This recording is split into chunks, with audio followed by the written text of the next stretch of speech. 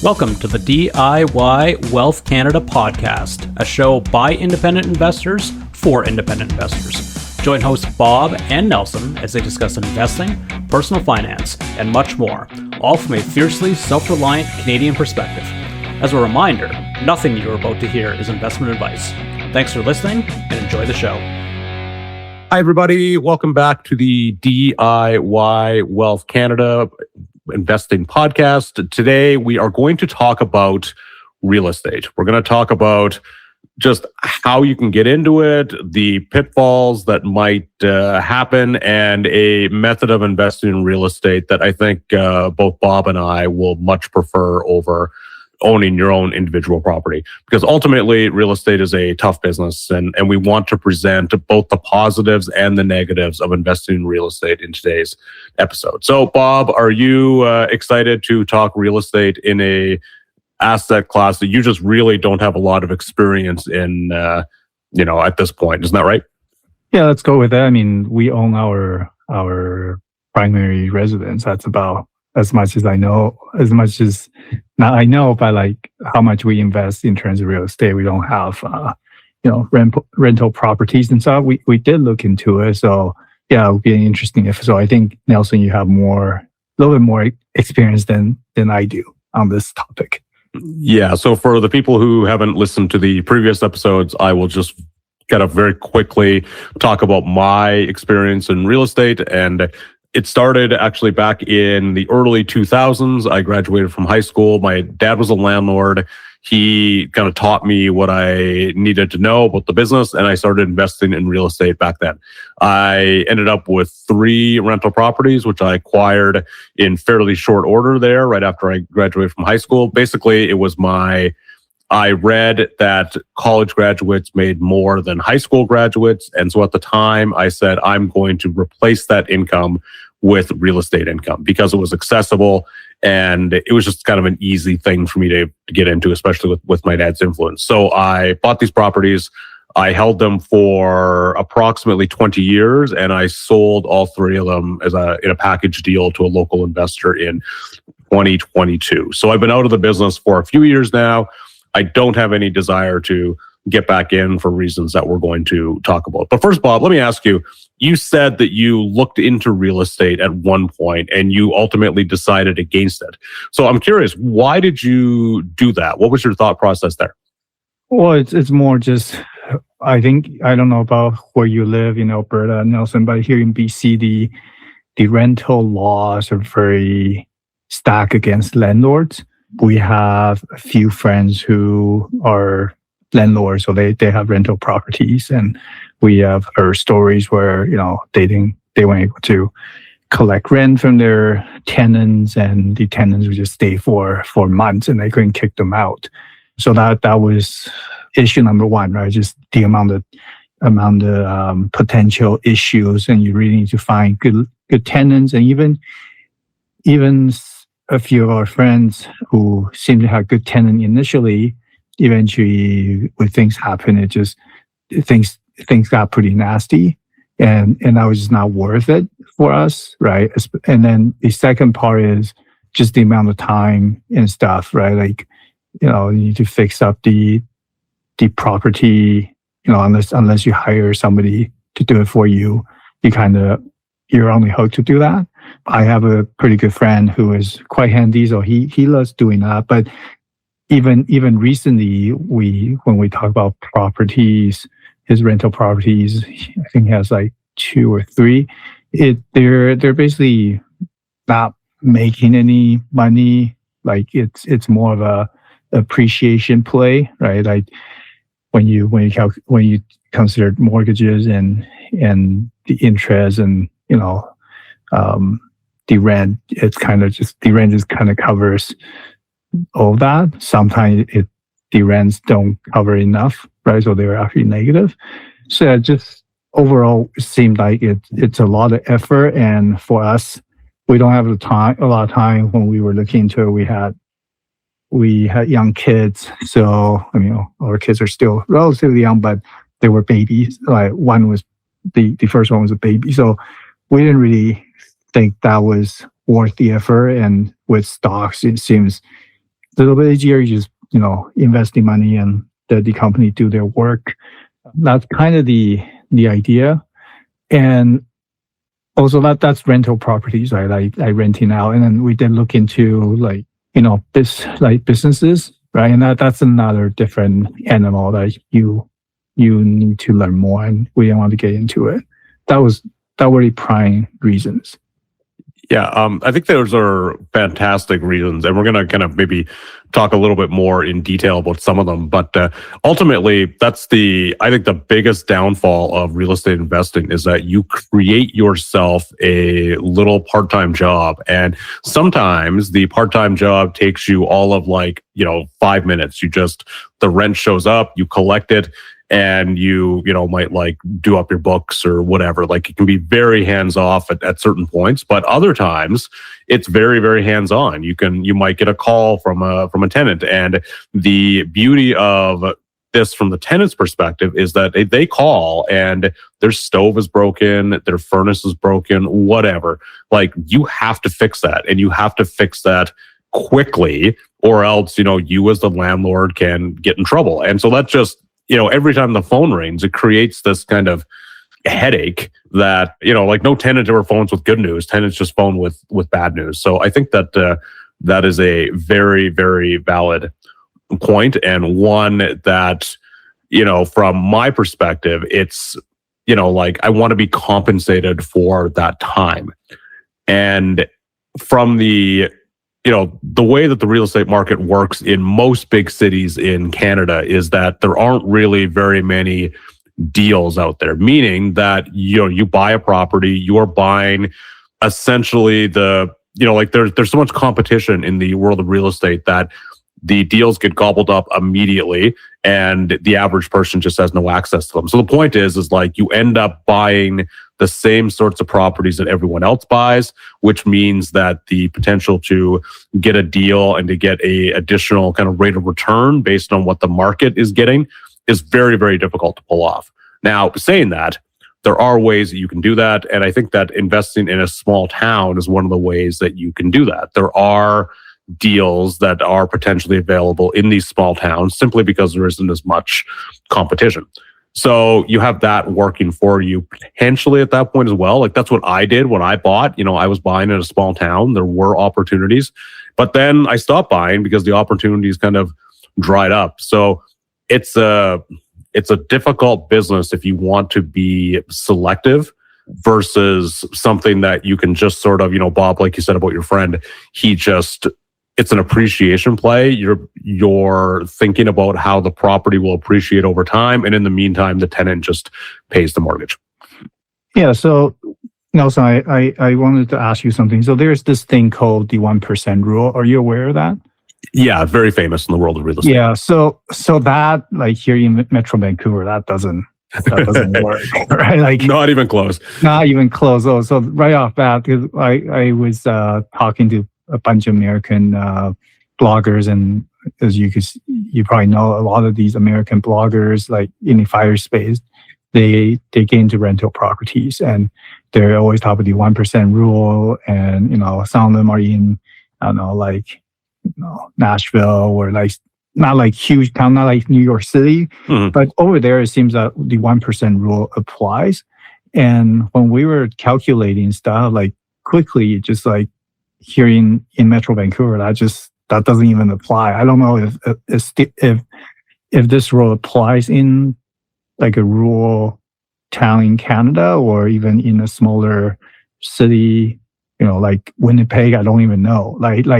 Does this rule apply here in Canada? Do you know?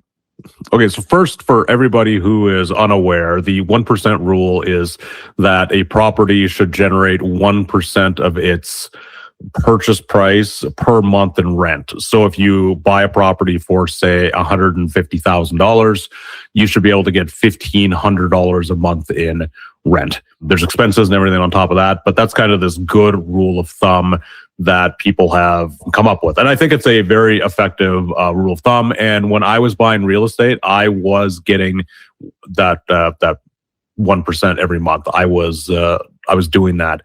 Now, part of the reason why I stopped buying real estate is because in my market, it was getting more and more difficult to get that 1% every month.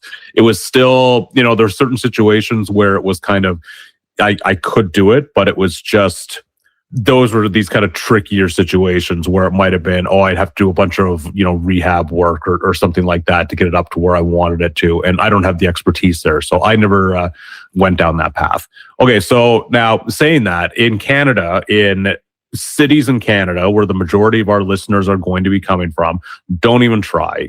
Bob, you mentioned in Metro Vancouver, it's not happening. Even in places like Edmonton, Winnipeg, Saskatoon, Regina, kind of these cities that are a better real estate value compared to the Toronto, Vancouver, Montreal, etc.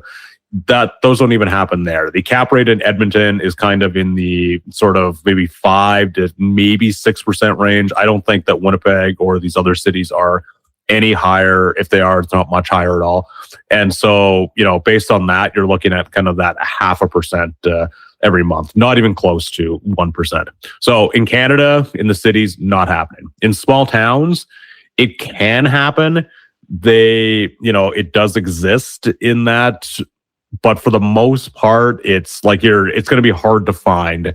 And that kind of opens up this other issue where if you live in a city and you're buying real estate in a small town, not only are you a small-time landlord, which has various disadvantages, but you're a small-time landlord who doesn't even live in the town that he's buying in.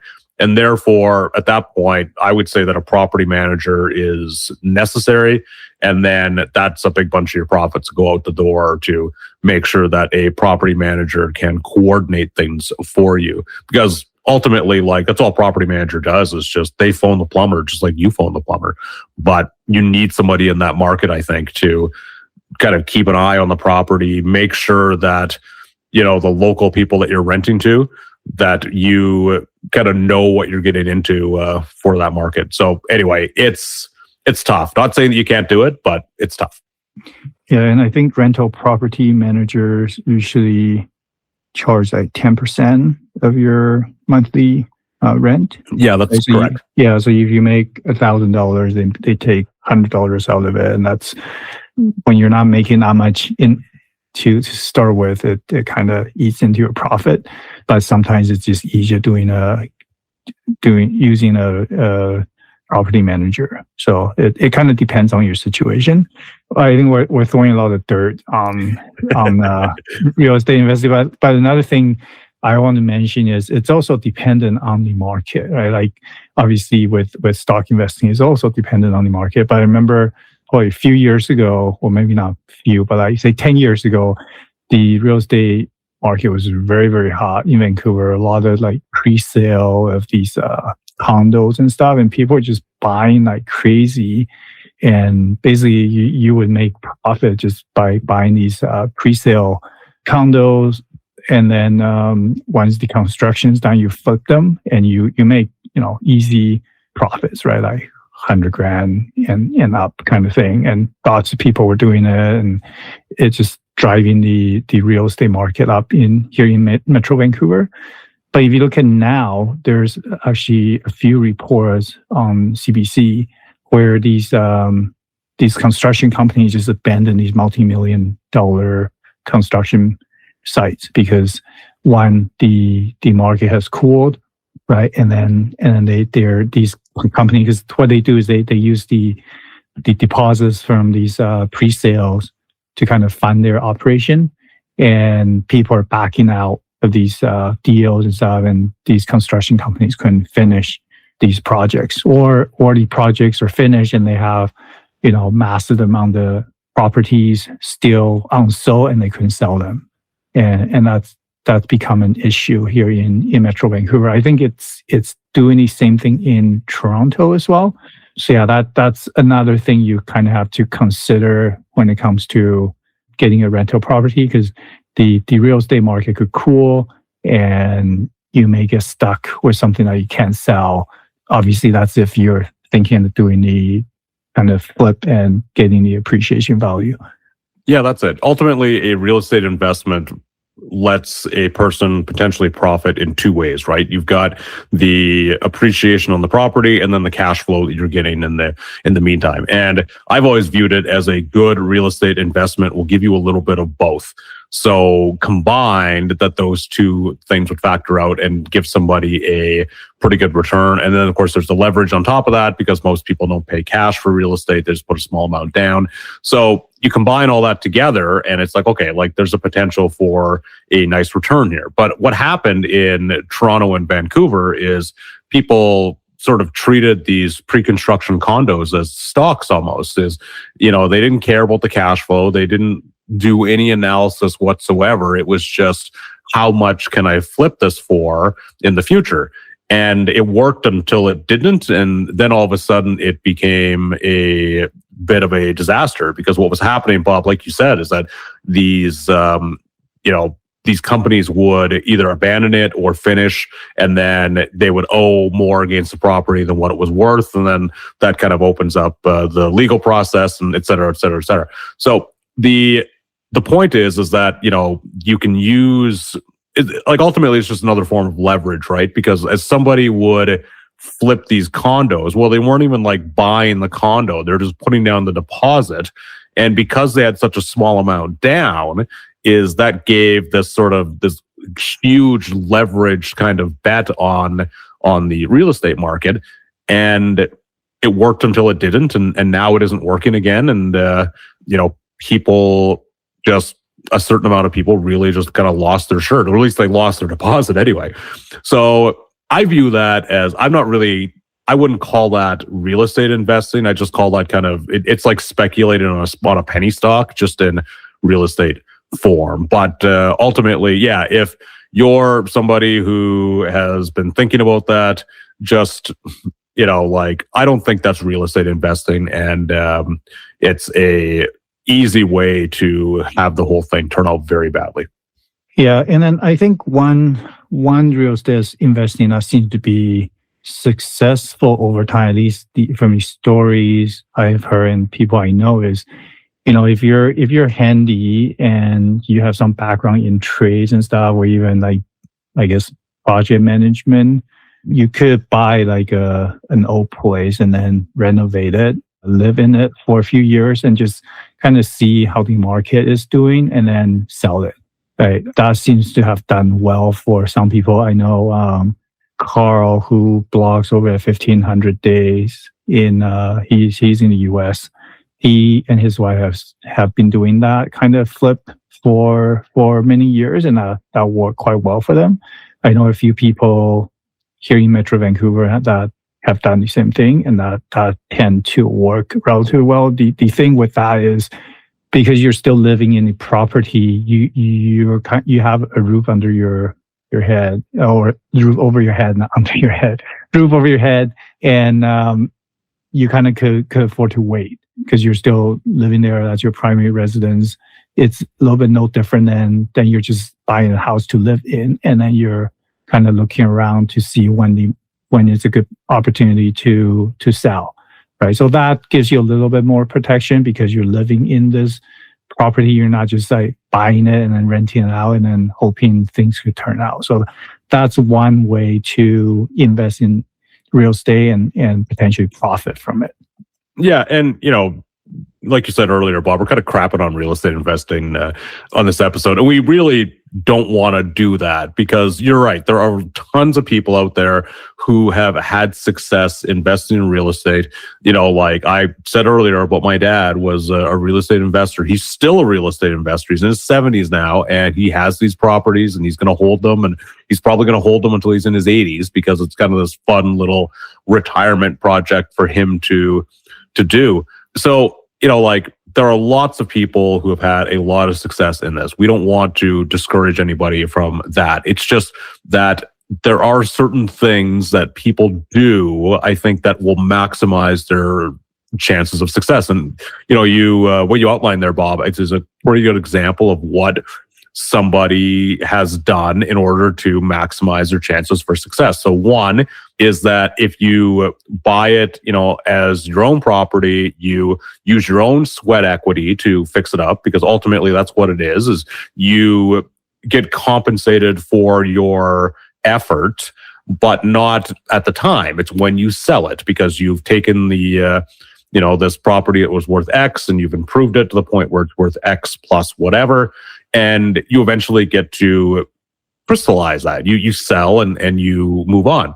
So, that part of it is successful and it'll work. Another thing that's successful and that should work is that just kind of minimizing your debt. And what I mean by that is that the attraction of real estate is the leverage. It's the fact that you can put as little as 5% or 10% down and have this work out as a investment. But if you put down, say, anywhere from like kind of 30 to 50% down, all of a sudden that really, it protects your downside, right? Where it's, worst case scenario, if you have one of these renters that doesn't pay the rent or whatever. By the way, in the business, at least what I call them is professional renters. These are guys who know the rules and will go in and just not pay, knowing that they have kind of, 6 to 12 months of being able to not pay. And then they just move on. They just do it to the next guy. So you have to factor that in as well. But the point is that if you have your balance sheet is good, you have a minimal amount of debt, you have the ability to do repairs yourself, you don't just, if the rental payment doesn't come for a month or two, no problem. You can continue to make the mortgage payments on your own. These are all things that will maximize your chances of success. And the world of successful real estate investors, these guys do that over and over and over again. At the down of, they don't grow as fast. So it's just keep it conservative and keep it smart, and you'll maximize your chances for success. Yeah, for sure. And then I know my parents' friends, they this was like years ago, they bought some vacant land and just let the land sit there. That's another form of investing, although you're kind of at the mercy of the area getting developed, right? So I know one of my parents' friends, they bought up some vacant land, I think somewhere in Coquitlam or something, and they held it for like 10, 15 years, and then that didn't do anything. So they sold those lands, properties, and then turns out a few years later, the SkyTrain decided, the cities decided to build a SkyTrain basically close to there's like a station there, and then all of a sudden those land, the value of those the land value skyrocketed, and they just missed out. So it's a little bit about timing with real estate, and unless you could time it. Well, I'm not saying unless you could time it, but it's a lot about timing. Similar to stock, I would say it's a little bit about timing and when you buy and when you sell, right? This is no different. But I feel with stocks, it's easier because it seems to appreciate over the long term, where real estate technically should increase over long term, but doesn't always work out. Yeah, the issue with buying vacant land, I should say the trade-off for buying vacant land is that you have this investment that only costs you the taxes every year to hold, plus I guess the mortgage if you need a mortgage on it. And that, the holding costs are quite reasonable versus having a house or a condo. With a house, you have a mortgage payment, you have a insurance payment, you might have condo fees, you have maintenance, et cetera, or a vacant lot. A lot of times you don't even have to cut the grass because you just make sure that the grass is dead because it's a vacant lot. So from that perspective, that, is a way to speculate on real estate in your community. But of course, the downfall is that you don't get any cash flow for the entire time that you own it. It just costs you every month. And that is something that when you go to sell is something that you have to consider, so it's like you might have doubled your value on a piece of land over, say, 10 years. But if it costs you 2% a year in property taxes and, a certain amount in interest and et cetera, all of a sudden your profit is maybe not as much as what it may look like, kind of originally. So there's that aspect to it. But Bob, you bring up this interesting point that I want to pivot to, which I think that our parents' generation, so these are people in their, call it 50s, 60s, 70s, that are older than us, they kind of came to age in a world where the stock market was not nearly as accessible as what it is now. They would have had to go to a full service broker. There was no ability to kind of research stocks on their own. You would have to go to like the library. You used to have to like physically write into companies to get a copy of the annual report. You couldn't just go to their website online and pick it up. And I think that kind of putting that together, that's a big reason why real estate investing became so popular for a lot of people, is that it was much, much more accessible than putting your money in the stock market. You just, buying a house, it's annoying to buy a house, but it was almost as annoying to buy a stock. And, the commissions were a lot higher and everything like that. So I guess my question is, do you think that I'm onto something here, or was it just, kind of investors maybe aren't as sophisticated? And I don't want to, call people dumb or anything, because they weren't, but it's like, anyway, am I onto something with this whole argument that the stock market was harder to access, so people just defaulted to real estate, or do you think it was something else? I never thought about that, Nelson, but I think you're onto something, right? Like, if I think about, the 60s, 70s, obviously I wasn't alive then, but even 80s, 90s, like investing in stocks or ETFs, those are not as accessible until probably the last, I would say 10 years, even 10 years ago when we started, 10, 15 years ago when we started our financial independence journey. Yeah, you have like the banks, brokers, but like Questrade was around. But even to set up an account on Questrade, you have to mail stuff in. It wasn't like as easy as today, where with Wealthsimple, you just open an account on their app, like under 10 minutes, even shorter, right? So the ability to open a trading account today and start trading with, as little money as $1, it's so much easier. Remember, like 10, 15 years ago, it was, there's obviously trading commission, but they're typically with the brokers, you have to have a certain amount of money in your account before you could trade, like $1,000 or less, or more, right? Whereas with Wealthsimple now, or even Questrade nowadays, you could, as little as $1, $5, you get started. So from that aspect, yeah, that makes a lot of sense. The other thing is, when you talk about it, like long time ago, you used to have to buy a whole lot when you trade, right? Like a whole lot would be like 100 shares. So it's not like you could just buy 1 share or 5 shares like what you do today, or even fractional shares.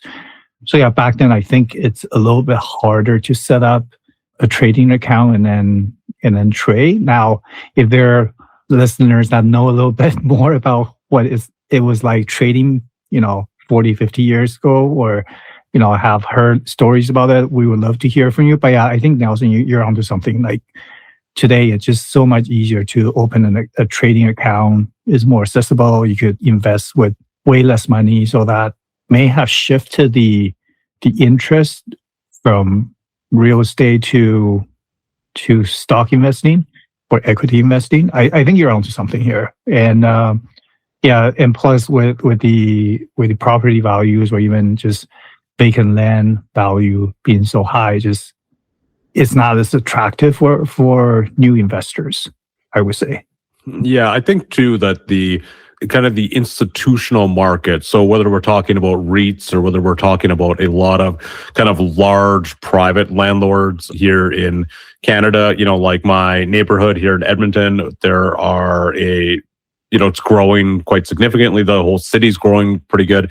And what we're seeing is just, rather than properties kind of being developed by a developer and then slowly sold off as condos, it's just one company is spending the 30, 40, 50 million, whatever it takes to kind of to build a new apartment block, and then they're just holding it. It's these kind of like institutional investors that have sort of replaced these mom and pop investors there as well. And then rather than kind of for guys like us, exposure in real estate by physically buying properties, well, now there's the stock market version. And we can just simply buy a REIT or, put our money into kind of these private investment vehicles, which essentially do the same thing. They let you invest in real estate, but perhaps without the liquidity of a REIT. So I think that too is factored into things as well, where it's just the institutional money is kind of leading the charge here. And then from there, the institutional money uses the system that has gained so much momentum in the last kind of 10 to 20 years to attract money.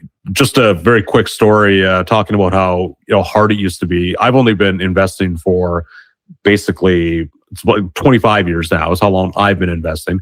And I remember back in the early 2000s, not that long ago, that you had to have a certain amount of money in your brokerage account, or you were charged like kind of quarterly fees. You had to make a certain amount of trades, or else you were charged quarterly fees. Or, you had to go to a full service broker, which charged something like 1% to 2% of the value of stock. So it's just, we've come so far in such a short period of time, and it's just so much better for investors. So Bob, let me ask you this. Besides the kind of what I just talked about, what are some other advantages to buying REITs if you want your exposure to real estate? Because I think that is ultimately the way that I would encourage a lot of people to kind of go about investing in real estate. I mean, just the fact that you could trade REITs pretty easily on the market, right? Like it's quite liquid. You don't get the middle of the night calls from your tenants, and everything is getting managed by the company. So you just kind of put your money in, and then you look at it.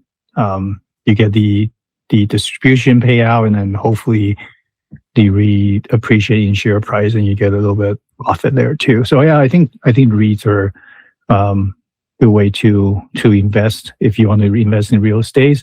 Something just came up to my jumped out when you were talking, Nelson. So I curl now. I'm on a few curling teams locally here at a local curling club, and then curling is a very social game. So after a game, you usually go upstairs and you go have a drink with your teammate or the other team, and you chat for a bit, right? So quite a few of these curlers in our club I'm probably one of the youngest ones, but a lot of them are retired, and quite a few folks I play against them with, they used to be builders, right? So they would, like what I say, buy properties and then renovate them and then finish and then sell and take the profit.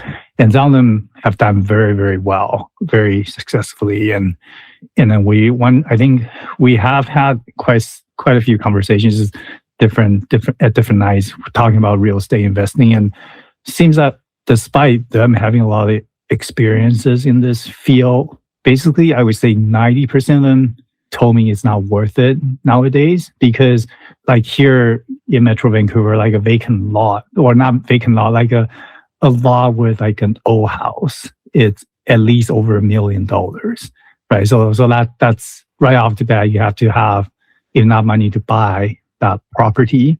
And then they said, well, you knock it down or you renovate it. If you knock it down, you build a new house, that's another, at least $1 million there, maybe a little bit less, depending on the finishing you use and stuff, right? So that right there, that's $2 million. So you need to make a profit. So you need to sell it for almost $3 million, right? And right now, to sell a property for $3 million, there's not that many buyers. So it's just tough, right? And then you could take less profit, but you have to ask, like, is this worth it anymore?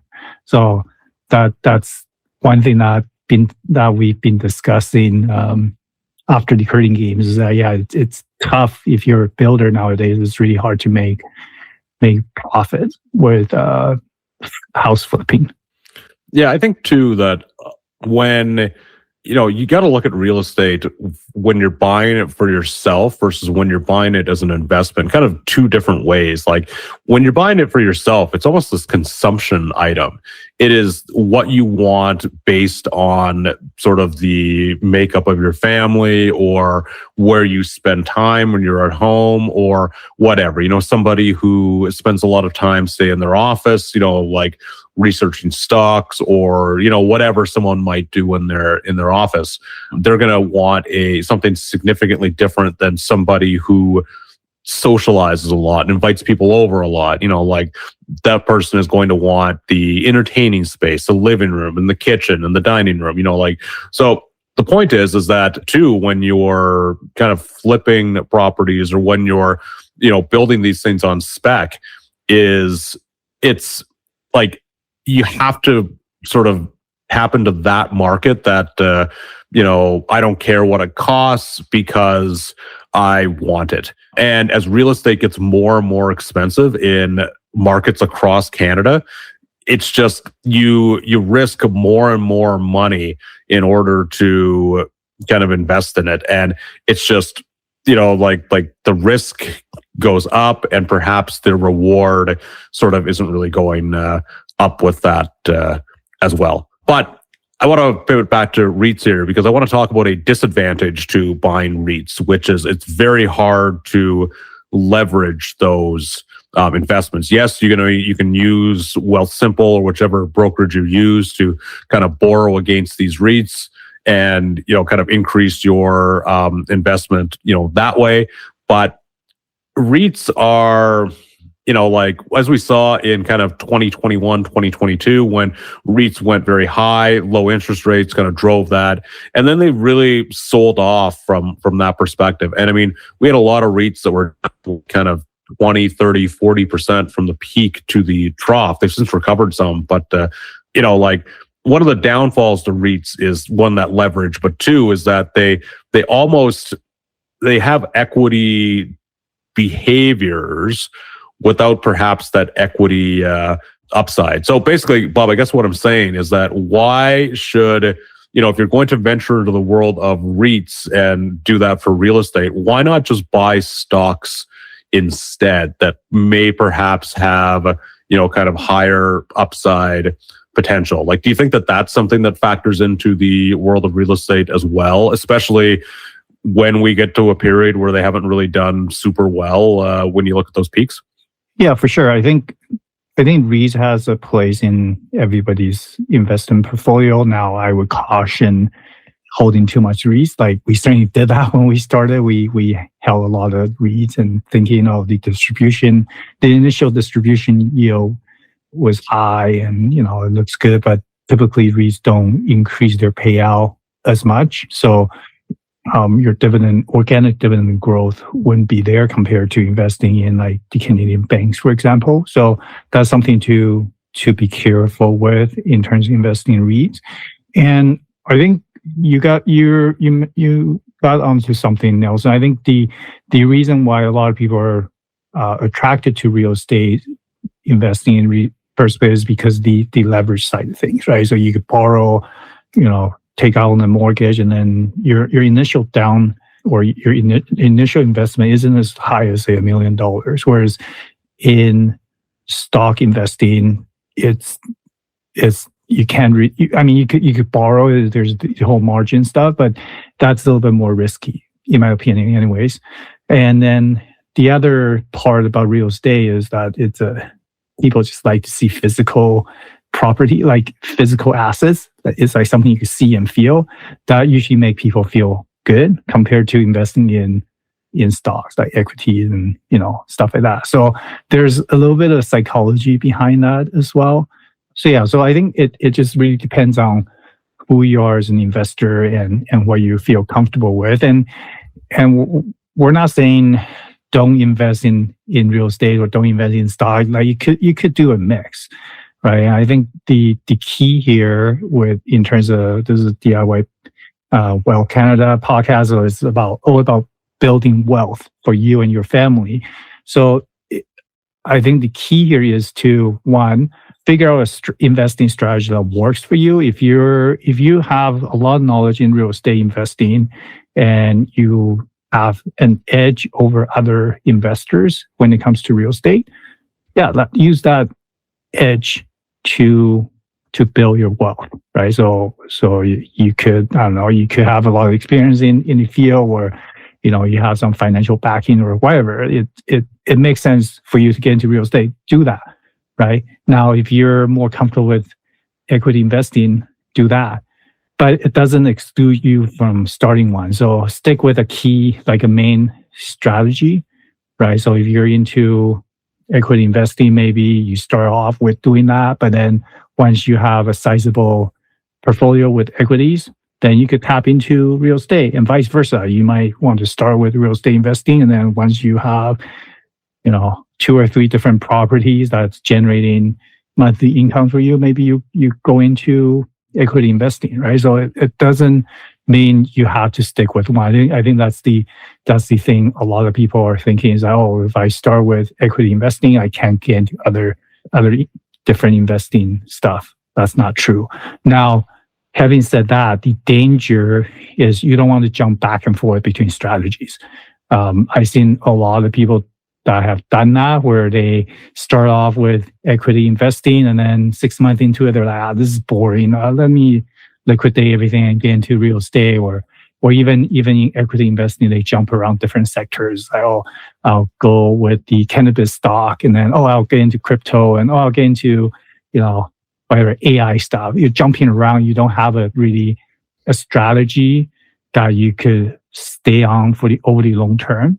Because when you're jumping around between different strategies, there's an incur cost, right? Opportunity cost, incur cost. It's not worth it. So that's why I want to mention about it. Just stick with one main strategy, build up your portfolio that way, whether it's real estate or equities or whatever. And then once you have a sizable investment portfolio, then you could branch out. I think that's really the key to build wealth here. Yeah, for sure. There are definitely people who bounce around and and the other thing you didn't mention is if this is in a taxable account, every time you sell for a profit, or you do have to pay taxes on that as well. So that's another disadvantage. But I think, Bob, you're talking about kind of using both, and I want to talk about how you use both effectively, because I definitely think that you can, once you have that little bit of, you're established, where it's like you have the ability to kind of invest in both, because, real estate, when it's done right, it generates that cash flow. And once you're doing that and that cash flow is coming, it's like, well, what do you do with that cash flow? And, the key to getting the wealth is that you have to reinvest that cash flow and kind of put it back to work. So, I think that effective real estate investing will mean that you are incredibly patient. You won't just look at kind of every opportunity out there. You're not just going to be, oh yeah, like this is great. I think that you have to be patient, and you have to make sure that you're making sure that you buy correctly. And ultimately, another advantage to it is that when you use your real estate knowledge, you can use that knowledge in the world of REITs as well. So you might say, hey, there's nothing attractive in my market, but there is an attractive REIT out there. And so you can kind of use both to your advantage. But anyway, I think we've rambled on long enough for this episode. I think we're short on time. So Bob, any real quick last thoughts before we let everyone get to work or wherever they're listening from? No, I think, like I said, it's I guess kind of quoting Warren Buffett a little bit. It's all about your competency. Don't work outside your competency. And if you know better with real estate, stick with that, and then learn more on the equity side. And then if you know a little bit more about equities, stick with that, and then learn more about real estate. I think real estate is definitely a way to build wealth for sure, but you just need to crunch the numbers, right? It's no different than equity investing. And then we didn't even get into the whole that's a separate episode, but like renting versus owning, and that's a whole whack load of discussions there. But yeah, interesting discussion. I didn't think we would ramble on for this long, but yeah, interesting discussions. Yeah, that's it. I agree. You can use both, no problem. I would just caution everybody, if you are going to go into real estate, do it with your eyes open, realize sort of what the advantages and the disadvantages to them are. And my number one piece of advice is somebody who did do it for 20 years, keep your balance sheet clean, as get that debt paid down as quickly as possible, or put down kind of as much as you can, because there's really two things that are ruining you in real estate: the leverage, or people not paying their rent. And the lack of leverage really helps when people don't pay their rent. But anyways, everyone, thanks as always for joining us. We really appreciate it. If you'd like to follow Bob, that's at once again talkan.com, and I am at canadiandividendinvesting.com. Thanks everyone. We will see you next week. If you enjoyed the show, make sure you subscribe to never miss another episode. For more from Bob, visit his site at talkan.com. That's TAWCAN, all one word. Nelson can be found at canadiandividendinvesting.com. They're both on Twitter as well. Just search for Talkan or CDI Newsletter. Thanks. See you next time.